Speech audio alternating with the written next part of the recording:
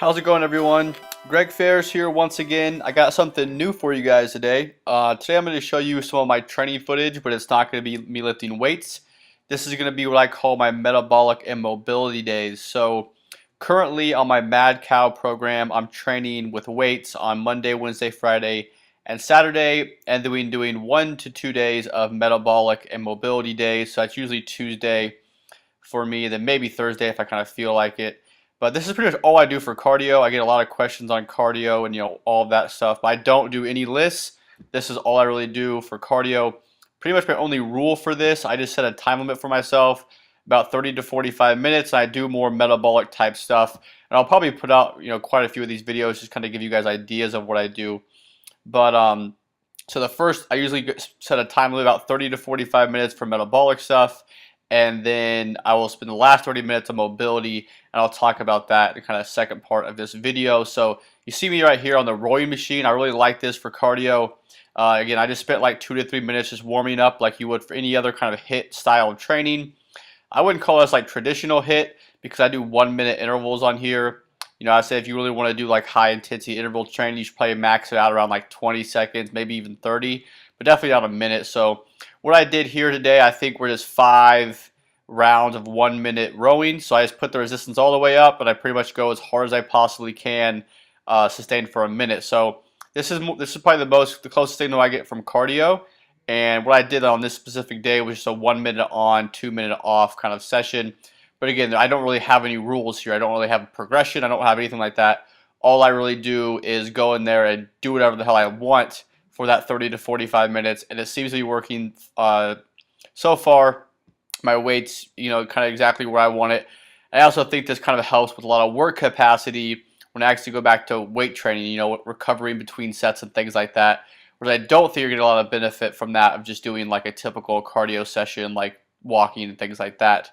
So this was the second thing I did, just goblet squats again, no plan. Sometimes it's kettlebell swings, sometimes it's, pull-ups, sometimes it's hang cleans. It's really anything I want to do. And that's kind of the fun part about it. That's really why I do this. It's more so just to do some activity on my off days, just because I'm kind of a really, I would say, active person. I don't know. I just don't like having an entire day where I don't do anything. I usually use those for Sundays. So even on my off days, I like to go in and at least do something. So this helps me, at least feel somewhat accomplished for that day, and I'm not like feeling thrashed either. I don't go too hard. That's usually why I set a time limit on myself.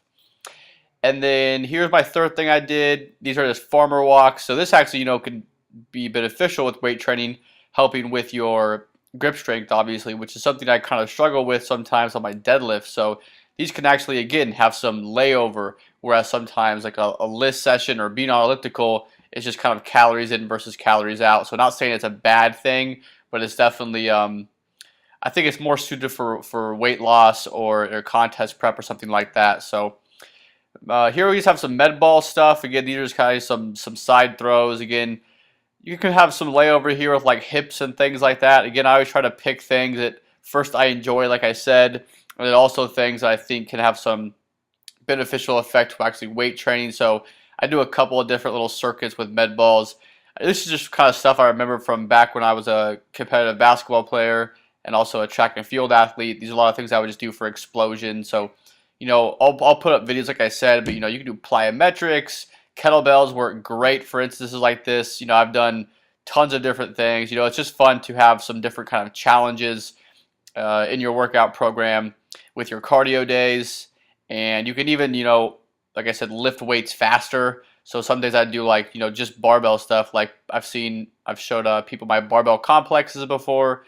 So again, if you guys like this, kind of be showing you what to do for my metabolic days, I'll definitely put more of these up. And if you guys have any ideas or you do stuff like this on your own off days, let me know, guys. So that's just kind of one quick example of things that I did this Tuesday.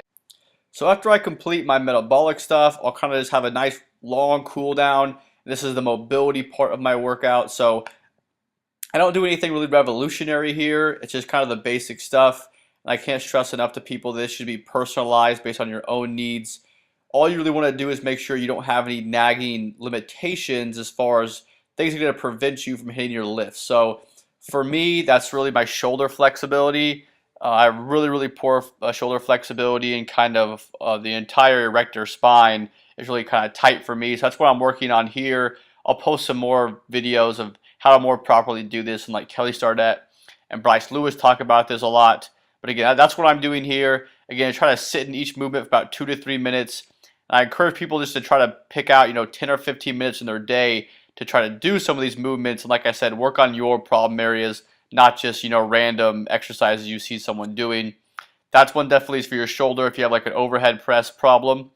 And this one here is just for your calf, obviously. A lot of people have difficulty with their plantar flexion, and it's also from like the anterior tibialis on the front of your shin as opposed to your calf. But that the anterior tibialis and also your gastroc and your soleus being tight can prevent you from getting squat depth. So that's really what I'm trying to hammer home here. Again, if you guys like these kind of videos, let me know. I'll try to put in like 2 or 3 of these a day, or every time I put one of these videos out, so you guys can kind of learn if you have some problem areas, how you can treat those. So that's it for the video, guys. Make sure you give it a like. Make sure you subscribe to the channel if you like my stuff. And that's it, guys. I'll see you next time.